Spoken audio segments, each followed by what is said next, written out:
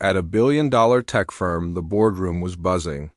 Executives in sharp suits laughed over coffee, completely unaware that their entire digital empire was teetering on the brink of collapse. Outside, an old janitor named Arthur was methodically mopping the floors. He'd been with the company for years, a quiet, almost invisible presence. As he passed the server room, a faint, rhythmic clicking sound caught his ear. It was a sound he knew all too well. He pushed his cart aside and approached a junior executive rushing by. "Excuse me, son," Arthur said gently. "You've got a cascade failure building in your primary server. The harmonic sync is off." The young exec barely glanced at him, a smirk playing on his lips. "Thanks for the tip, Pops. But we've got this handled. Just stick to your mop, okay?" He clapped Arthur on the shoulder condescendingly and walked away, chuckling with his colleagues. Arthur just sighed and shook his head, the clicking sound growing ever so slightly louder. He knew what was coming. It wasn't a guess. It was a certainty. He'd heard that exact sound before, decades ago, in a place far more critical than a corporate server room. He knew he couldn't just stand by. Ignoring the dismissive laughter from the boardroom, he slipped into the server room. The air was hot, and the clicking was now a frantic, angry chatter. The main console was a sea of red warning lights. Alarms that should have been blaring were eerily silent. The system was so overloaded, it couldn't even report its own failure. The executives were still oblivious, finalizing a massive deal.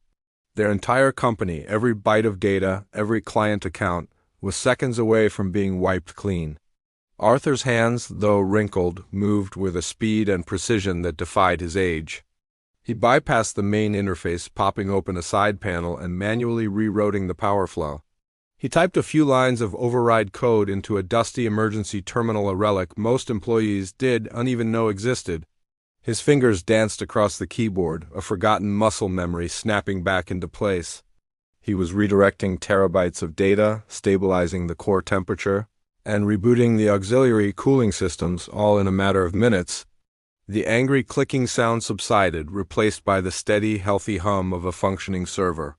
The red lights on the console blinked out one by one, turning a reassuring green.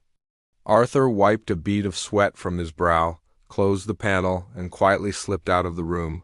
Grabbing his mop and cart, no one had even noticed he was gone. He finished his shift and went home, just another day at the office.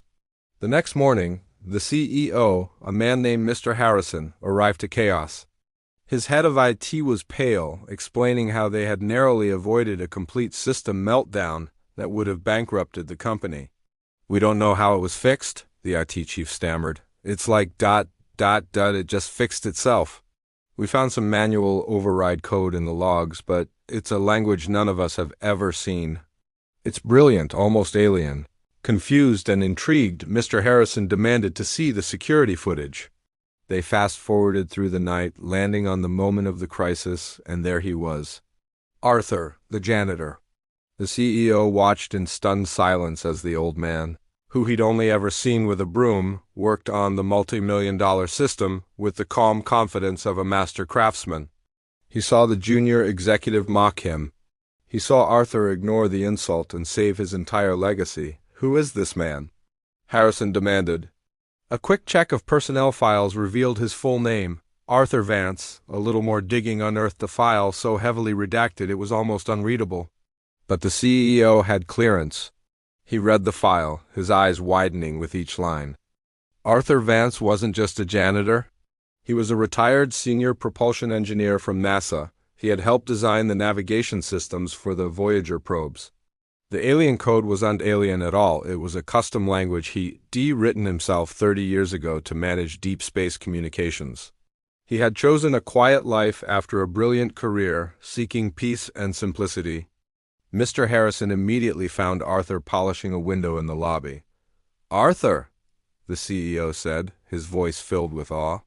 I saw the tapes. I read your file," Arthur simply smiled. "The harmonic sync was off," he said softly. It needed a little tune-up. That day, Arthur wasn't offered a promotion. He was offered an apology, a seat on the board, and the company's deepest, most profound respect. It was a powerful reminder that heroes don't always wear capes. Sometimes they carry mops. Thanks for watching, and don't forget to subscribe for more stories that inspire.